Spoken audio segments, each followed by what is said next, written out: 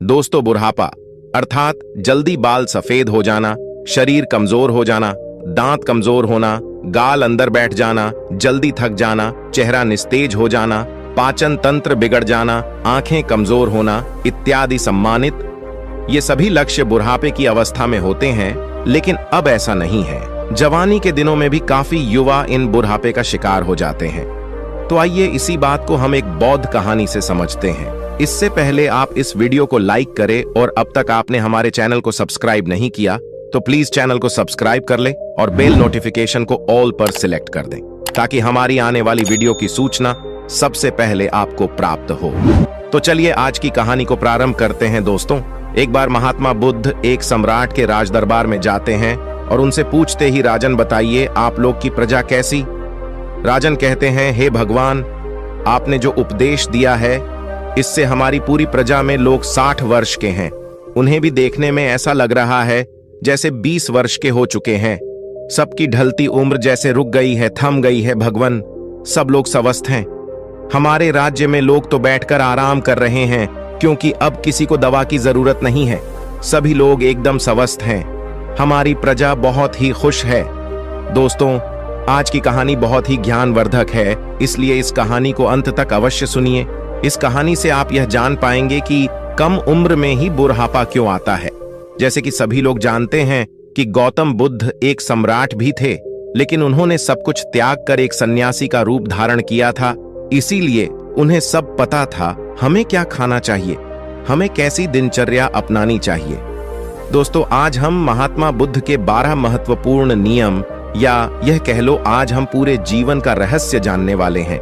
इसलिए आप सबसे विनम्र निवेदन है कि पूरी कहानी को ध्यानपूर्वक सुने और इन 12 बातों को सुनकर अपने जीवन में उतार लीजिए।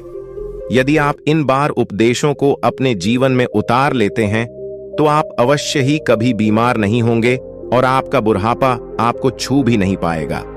दोस्तों, इसे हम एक कहानी के माध्यम से समझते हैं जिससे हर एक बात आपके दिमाग में बैठ जाए और उसे आप जीवन में अपने उतार सके।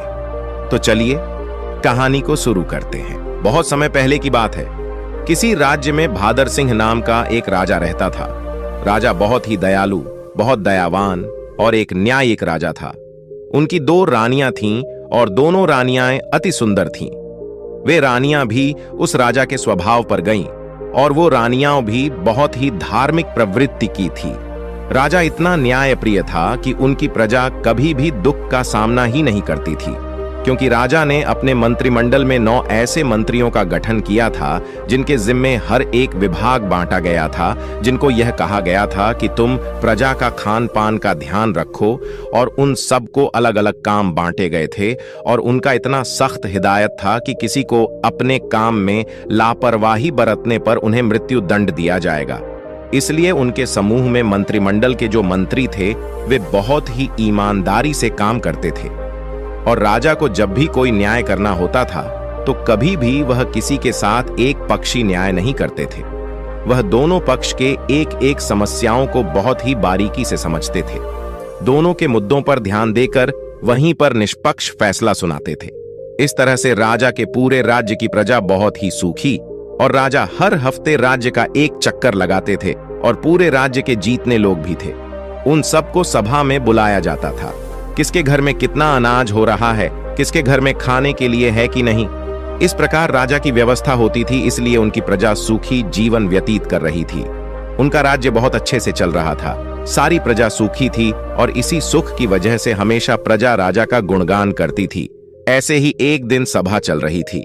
तभी उस सभा में एक किसान और उसकी पत्नी आते हैं और कहते हैं, महाराज, आज हमारे पास एक बहुत बड़ी समस्या है। कृपया आप हमारी समस्या का समाधान करें। राजन बोले, बताइए क्या बात है।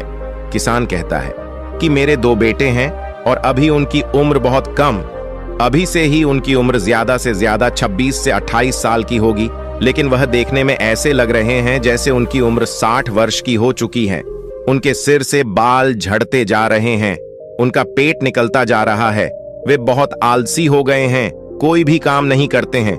हमने इधर उधर से बहुत दवाइयां करवाई लेकिन कोई फायदा नहीं हुआ। महाराज कहते हैं ठीक है और अपने मंत्री जी को आदेश देते हुए कहते, मंत्री जी अपने राजवेद से इस किसान के बेटे का इलाज करवाया जाए और जो भी खर्च होगा उसे राज्य कोष से भरा जाए। और मंत्री जी ऐसा ही करते हैं। फिर राजवैद्य किसान के दोनों बेटों का इलाज राजकोष से करते हैं। काफी दिन इलाज चलने के बाद फिर भी वह किसान सभा में उपस्थित होता है और कहता है, महाराज कोई आराम नहीं हुआ, मेरा बेटा वैसे का वैसा ही है। राजा कहते हैं, ठीक है, हम इस पर विचार करेंगे। और इस पर विचार चल ही रहा था कि तभी उस गांव से एक पति पत्नी रोते हुए आते हैं और वह भी उसी समस्या का निवारण करना चाहते थे। फिर धीरे धीरे सवाल चल ही रहा था कि एक एक करके पूरे गांव के आधे से ज्यादा लोग वहां आ गए। राजा असमंजस में पड़ गया। उन्होंने तुरंत आपातकालीन सभा बुलाई कि राज्य में जीतने भी वैध है, सबको बुलाया जाए और दिखाया जाए कि आखिर ऐसी क्या समस्या है जिसकी वजह से हमारे राज्य के सभी नवयुवक बूढ़े दिखने लगे हैं। इस समस्या पर पूरा शोध किया जाए। राजा का यह सख्त आदेश था कि जल्द से जल्द इस पर कार्रवाई किया जाए और पूरे राज्य में छानबीन की जाए। सभी का घर घर जाकर पता लगाया जाए कि इसका कारण क्या है। जितनी भी प्रसिद्ध वैद्य थी सभी को बुलाया गया और फिर एक आपातकालीन बैठक की गई और उस आपातकालीन बैठक में सारे विचार विमर्श किया गया। राजा ने सभी वेदों से कहा, आप लोगों के पास 10 दिन का समय है और इस 10 दिन के अंदर पूरे राज्य के हर एक घर की बीमारी का पता लगाइए। ऐसी कौन सी बीमारी है या ऐसी कौन सी चीज है जिसे खाने से यह बीमारी हो रही है। राजा ने कहा कि जो भी राज्य में इस बीमारी का सही सटीक पता लगाएगा उस राजवैद्य को उचित पुरस्कार के रूप में एक राज दे दूंगा। अब सारे वैद्य एकदम से एक तल्लीन होकर जुट गए और घर घर जाकर रात दिन एक एक करके पूरा 10 दिन छानबीन की।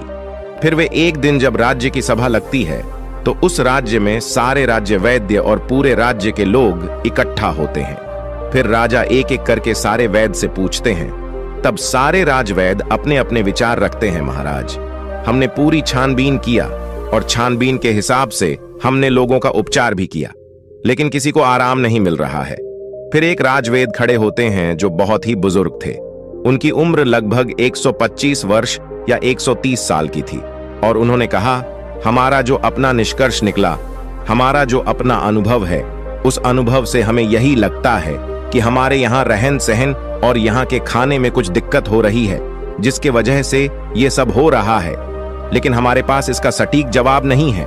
राजा उस बुजुर्ग राजवैद्य की बात सुनकर वह राजा असमंजस में पड़ जाते हैं कि 130 साल के बुजुर्ग यह बात बता रहे हैं। तो राजा ने कहा, इसका समाधान क्या होगा? अब इसका समाधान भी आप ही बताइए, क्योंकि हम आज 1 महीने से इस कारण से चिंतित हैं। 1 महीने से हमारी प्रजा परेशान हो रही है और इसे देखकर हम लोग इसी सोच से परेशान होते जा रहे हैं। मेरे भी बाल झड़ने शुरू हो गए हैं। हमारे परिवार में महारानियां, राजकुमार, राजकुमारी या जो भी है, सब लोग इस समस्या से परेशान हैं। आखिर समाधान तो बताइए। फिर वो राजवैद्य हाथ जोड़कर खड़े होते हैं और राजा से कहते हैं, राजन हमें क्षमा करिए, लेकिन हमारे पास इसका कोई उपाय नहीं है। उन्होंने आगे कहा, इन सारी समस्याओं का समाधान एक ही व्यक्ति के पास है। अगर उस व्यक्ति को बुला लिया जाए तो आपके राज्य की सारी समस्याएं खत्म हो जाएंगी, सारी बीमारियां हमेशा के लिए खत्म हो जाएंगी। उनके अलावा इसका समाधान किसी के पास नहीं है। महाराज कहते हैं, वैद्य जी हमें जल्दी बताइए, इस शुभ काम के लिए देरी मत करिए। मुझे जल्द से उस महापुरुष, उस ज्ञानी का नाम बताइए और अब हम उन्हें अपने राज्य में आमंत्रित करेंगे। वो राजनीतिज्ञ कहते हैं, क्षमा करें महाराज, हमें उनका पता नहीं है कि वो कहाँ रहते हैं, लेकिन उनका किसी राज्य में उपदेश अवश्य चल रहा होगा। कृपया आप अपने सैनिकों को सारे राज्य में भेज करके पता लगाए कि महात्मा बुद्ध किस राज्य में हैं, कहां पर है, कहां पर उनका उपदेश चल रहा है। केवल उन्हीं के पास इस समस्या का समाधान है और दूसरा किसी के पास इसका कोई समाधान नहीं। राजा यह बात राज्य वैद्य की मुंह से जैसे ही सुनते हैं, उन्होंने अपने सबसे काबिल मंत्री को यह आदेश देते हैं कि जल्द से जल्द महात्मा बुद्ध का पता लगाया जाए और उन्हें आदर सम्मान के साथ अपने राज्य में लाया जाए। यह हमारा सख्त आदेश है। इसके लिए जितने भी गुप्तचर चाहिए उन्हें ले लिया जाए और उनका जल्द से जल्द पता लगाया जाए कि इस समय महात्मा बुद्ध का किस राज्य में उपदेश चल रहा है। वह जरूर आएंगे। उनको हमारा संदेश भेजिए, उनको कहिए कि सम्राट बुलाए है। अगर वो नहीं आते तो आप मुझे बताइए, मैं स्वयं अपनी समस्याओं को लेकर उनके पास जाऊंगा। और सारे मंत्री तुरंत चारों दिशा में फैल जाते हैं और काफी अथक प्रयास करने के बाद, काफी मेहनत करने के बाद यह पता चलता है कि महात्मा बुद्ध काफी दूर राजनीतिक उपदेश दे रहे हैं। मंत्री वहां जाते हैं और बुद्ध को प्रणाम करते हैं और कहते हैं, भगवान आपको हमारे राजा ने बुलाया है। हमारे राज्य पे बहुत बड़ी बीमारी आ गई है, कृपया आप हमारे साथ चलने की कृपा करें। महात्मा बुद्ध इतने दयालु, इतने हंसमुख, उनका तो बस एक ही उपदेश था कि इस धरती पर हर एक प्राणी स्वस्थ और निरोग रहे, किसी के मन में छल ना रहे, कपट ना रहे, कोई दुखी ना रहे, सभी लोग हंसते रहे। जैसे ही उन्होंने सैनिकों के मुंह से सुना, उन्होंने कहा, क्यों नहीं, हम तुरंत चलते हैं। और महात्मा बुद्ध उस मंत्री के साथ राज्य में आने के लिए तैयार हो गए और उनके साथ जो उनके शिष्य थे वो भी आते हैं। राजा महात्मा बुद्ध का दरबार में स्वागत करते हैं। उन्हें प्रणाम करते हुए सादर आमंत्रित किया जाता है और फिर वह राजा महात्मा बुद्ध से कहते हैं, भगवान हमारी बड़ी ही हंसमुख प्रजा है, सुखी है, लेकिन आज उनके ऊपर बहुत बड़ी विपत्ति आ गई है। जब इनके ऊपर विपत्ति आ गई है तो मान लीजिए कि हमारे ऊपर ही विपत्ति आ गई है। ये प्रजा नहीं है, ये हमारे परिवार के सदस्य हैं। कृपया आप इन सभी की समस्याओं का समाधान कीजिए। महात्मा बुद्ध राजा की तो पहले ही प्रशंसा सुन चुके थे। राजा की सोच और विचार से महात्मा बहुत प्रभावित हुई और मुस्कुराते हैं और राजा से कहते हैं, क्यों नहीं, ये तो कुछ नहीं है, सब ठीक हो जाएगा। इस समस्याओं को सारे लोग स्वयं पाल रखे हैं। ऐसी बात सुनकर राजा मुस्कुराते हैं और कहते हैं, भगवान इतनी बड़ी समस्या है और आप कह रहे हैं कोई समस्या नहीं है। फिर राजा ने कहा, ठीक है गुरुवर, जैसे भी हो आप हमारे प्रजा को ठीक कर दीजिए। महात्मा बुद्ध के सामने एक शिष्य खड़ा था। महात्मा बुद्ध उस शिष्य की तरफ इशारा करते हैं तो शिष्य कहता है, राजन हमें आपके राज्य में एक ऐसा खुला स्थान दीजिए जहां पर राज्य के सभी लोग एकत्रित हो सके, जहां का खुला वातावरण हो, जहां प्राकृतिक धूप आती हो, जहां प्राकृतिक हवा हो, सुनहरा माहौल। वहां पर कल प्रातः 4:09 बजे लोगों का उपचार किया जाएगा। लेकिन लोगों को उपचार देने से पहले आप अपने राज्य में ऐसा आदेश लागू कर दीजिए, उस स्थान पर आपके पूरे राज्य के सभी लोग और आप खुद भी उस स्थान पर उपस्थित हों। सभी लोगों को कल से उपदेश देना शुरू हो जाएगा और यह उपदेश 12 दिन तक चलेगा। 12 दिन एक एक करके उपदेश दिया जाएगा और इन 12 दिनों में आपकी पूरी प्रजा स्वस्थ हो जाएगी। राजा शिष्य के मुंह से यह बात सुनकर बड़े खुश होते हैं। सिर्फ 12 दिन में राजा कहते हैं, ठीक है, जो भी खर्च आएगा वो सारे हमारे राजकोष से दिया जाएगा। फिर वो शिष्य कहता है, कोई खर्चा नहीं आएगा महाराज, आप निश्चिंत रहिए। आप सिर्फ अपनी प्रजा से यह सख्त आदेश करवा दीजिए कि 4 बजे वहां उठकर नहीं आएंगे, उसे दंड दिया जाएगा। राजा यह आदेश लागू कर दिए और बोले, कल सुबह सबको वहां आना है। राजा ने एक बहुत बढ़िया सा स्थान निर्धारित किया और कहा कि कल पूरी प्रजा उसी स्थान पर आएगी, हम भी आएंगे और वहां पर महात्मा बुद्ध के विचार सुनेंगे और जैसे जैसे महात्मा बुद्ध कहेंगे उनका पालन किया जाएगा और हमारे सारे गुप्तचर सबके घरों पर निगरानी रखेंगे। जो भी उपदेश का पालन नहीं करेगा उसे सभा में दंडित किया जाएगा। यह सारी बातें घोषित करने के बाद पूरे प्रजा राजा को प्रणाम करती हैं और कहते हैं, नहीं महाराज, हम सभी लोग वहां उपस्थित अवश्य होंगे। महात्मा बुद्ध को सभी लोग प्रणाम करते हैं और वहां से चले जाते हैं। उस दिन की सभा वहां पर स्थगित कर दी गई और अगले दिन महात्मा बुद्ध का प्रवचन होने वाला ही था। सबके सब 4 बजे महात्मा बुद्ध का प्रवचन सुनने के लिए पहुंच जाते हैं। फिर महात्मा बुद्ध सभा में अपने शिष्य को इशारा करते हुए कहते हैं कि लोगों को बताओ। उनका शिष्य अपने स्थान पर से खड़ा होता है और कहता है, कल से पूरे राज्य के लोग सुबह 4 बजे ब्रह्म मुहूर्त जब शुरू होगा उसी समय उठने के बाद 2 से 3 गिलास गुनगुना पानी करना है और उस गुनगुने पानी को मिट्टी के बर्तन में घूंट घूंट करके पीना है। जो इसका अनुसरण नहीं करेगा उसे आराम नहीं होगा। यह महात्मा बुद्ध का पहला उपदेश था। इस पहला उपदेश का पालन करना है और कल दूसरा उपदेश दिया जाएगा। कल इस उपदेश का सभी लोग पालन करके आएंगे और सभा वहीं पर समाप्त होती है। फिर अगले दिन सभी लोग समय से वहां उपस्थित हो जाते हैं। सभी लोगों से महात्मा बुद्ध किसी से पूछते हैं कि क्या हुआ, कितने लोग पालन किए। सभी लोगों ने हाथ उठाया और सभी लोगों ने कहा, हमने इसका पालन किया है और आज हमें बहुत आराम मिला है।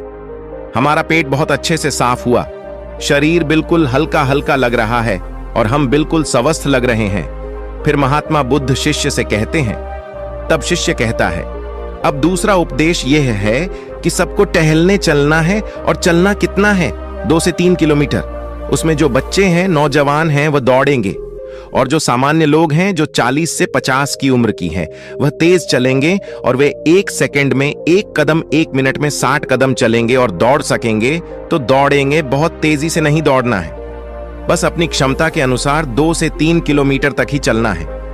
वह दूसरे दिन का उपदेश था। अगले दिन फिर से सभा शुरू होती है, फिर से सभा लगती है।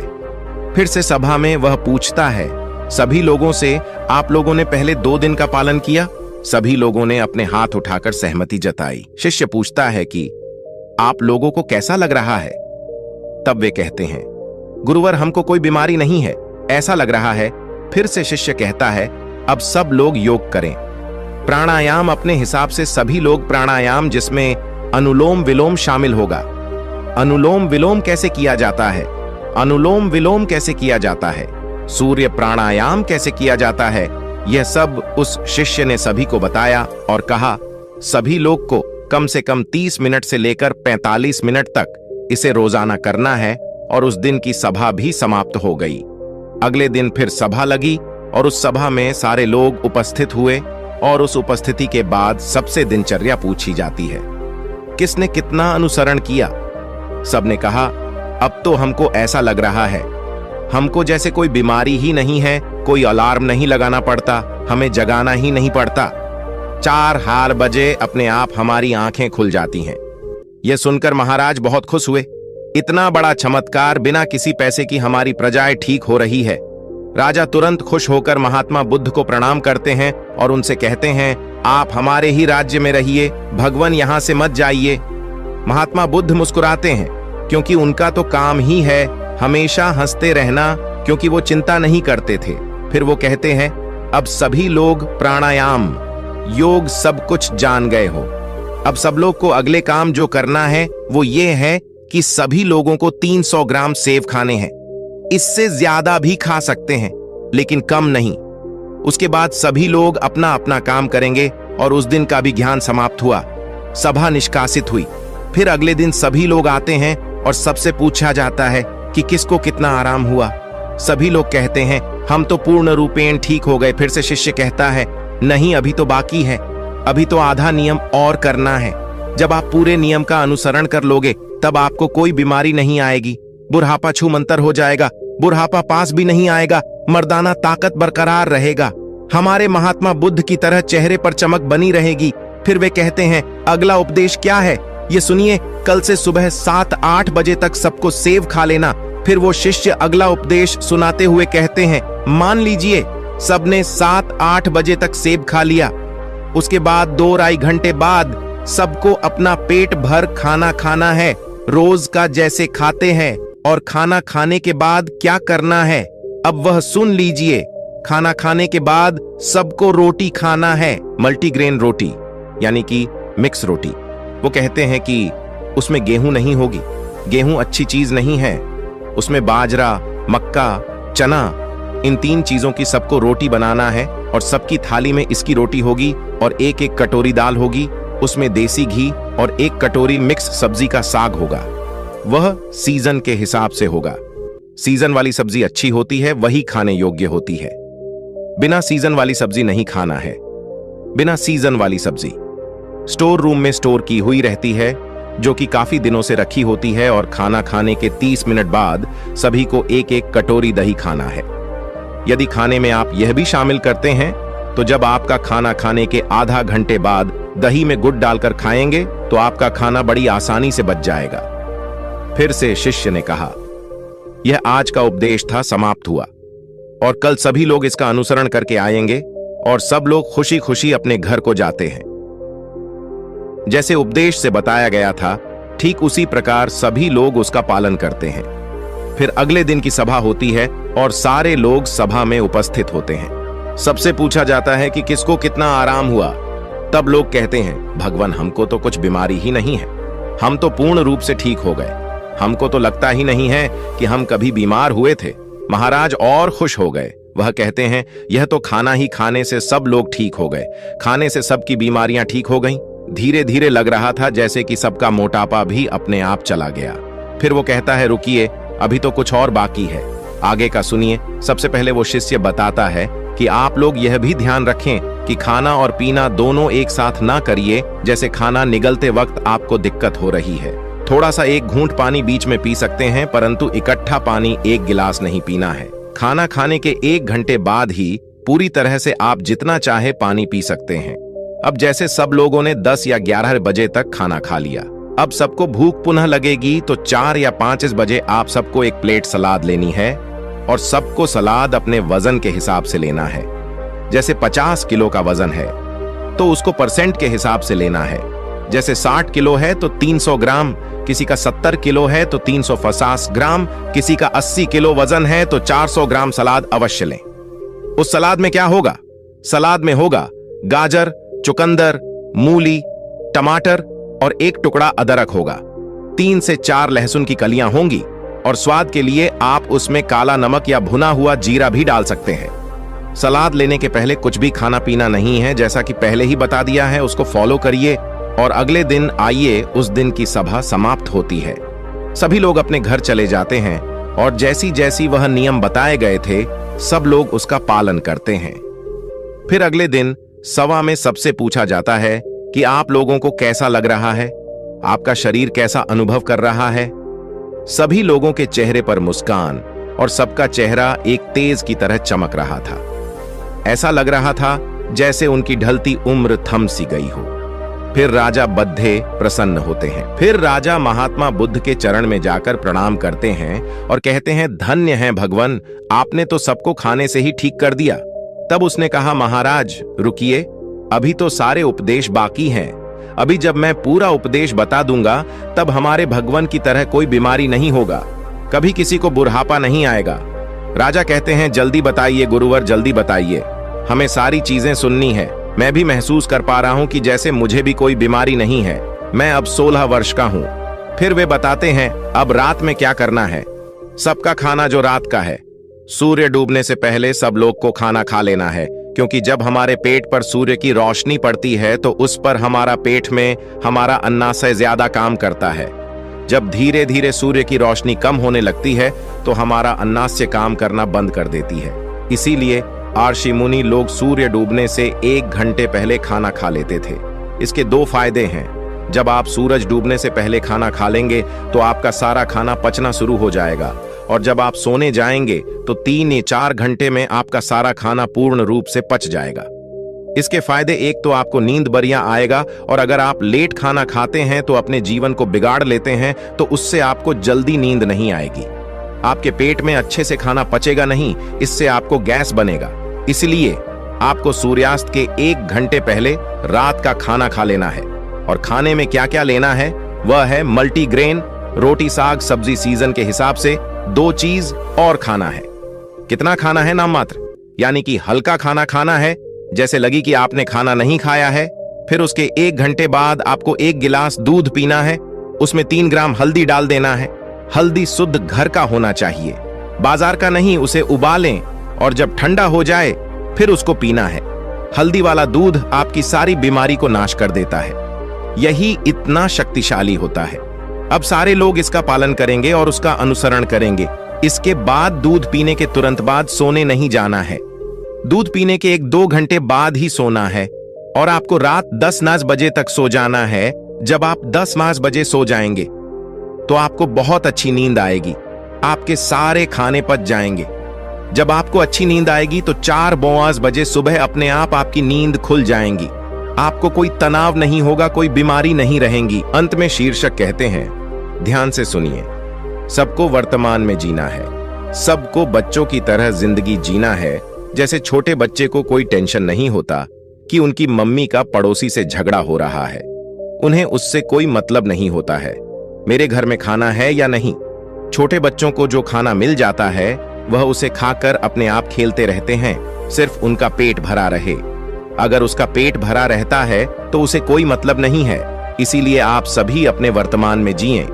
भूत भविष्य की चिंता बिल्कुल मत करिए। आज हमारे साथ जो है उसमें खुश रहिए। भविष्य में क्या होगा, भूत में क्या बीत गया, उसकी चिंता मत करिए। जब आप वर्तमान में जिएंगे तो कोई तनाव नहीं होगा, कोई चिंता नहीं होगी और तब कोई बीमारी भी नहीं पड़ेगी। तो ये सब नियम का पालन करना है। और एक बात की, कभी भी बाहर की चीज मत खाइए। जो खाना है अपने घर पर शुद्ध बनाकर खाइए, क्योंकि बाहर की चीजों में बहुत ज्यादा मिलावट हो रही है। इन सभी को उपदेशों को जो पालन करेगा वह कभी भी बूढ़ा नहीं होगा, उसे कभी बीमारी नहीं होगी। इसी नियम का सब लोग पालन करेंगे। फिर 1 महीने बाद यहीं पर एक सभा लगेगी और उसे सभा में सभी लोग उपस्थित होंगे। और इस तरह समय बीत गया। 1 महीने बाद महात्मा बुद्ध फिर महाराज के पास पहुंची। महाराज दौड़कर उनका स्वागत करते हैं, सम्मान के साथ अपने राज दरबार में बुलाते हैं। आइए गुरु घर, या तो आपका राज्य है। महात्मा बुद्ध मुस्कुराते हैं और पूछते हैं, बताइए राजन, आप लोग कैसे हैं, आपकी प्रजा कैसी है। राजन कहते हैं, भगवान, आपने जो उपदेश दिया है उससे हमारी पूरी प्रजा में जो लोग 60 वर्ष की थी, उन्हें देखने में ऐसा लग रहा है जैसे भी 21 वर्ष के हो गए हैं। सबकी ढलती उम्र थम सी गई है। हमारे राज भर में लोग तो बैठकर आराम कर रहे हैं, क्योंकि अब तो कोई भी दवा की जरूरत नहीं है। सभी लोग एकदम स्वस्थ, हमारी प्रजा बहुत खुश है। गौतम बुद्ध के द्वारा दिए गए उपदेश। जीवन में अगर शांति और खुशी चाहिए तो मनुष्य को भूतकाल और भविष्यकाल में नहीं उलझना चाहिए। तो दोस्तों, स्वास्थ्य के लिए महात्मा बुद्ध के 12 उपदेश आपको कैसे लगी, कमेंट करके अवश्य बताइएगा। यदि आप सहमत हैं तो नमो बुद्धाय अवश्य कहिएगा। मिलते हैं एक नए वीडियो में एक नए शिक्षा के साथ। तब तक आप इस वीडियो को लाइक करके चैनल को सब्सक्राइब कर दीजिए और बेल वाले आइकन को ऑल पर सिलेक्ट करें, ताकि आपको इसी तरह की बुद्धा स्टोरी मिल सके। नमो बुद्धाय।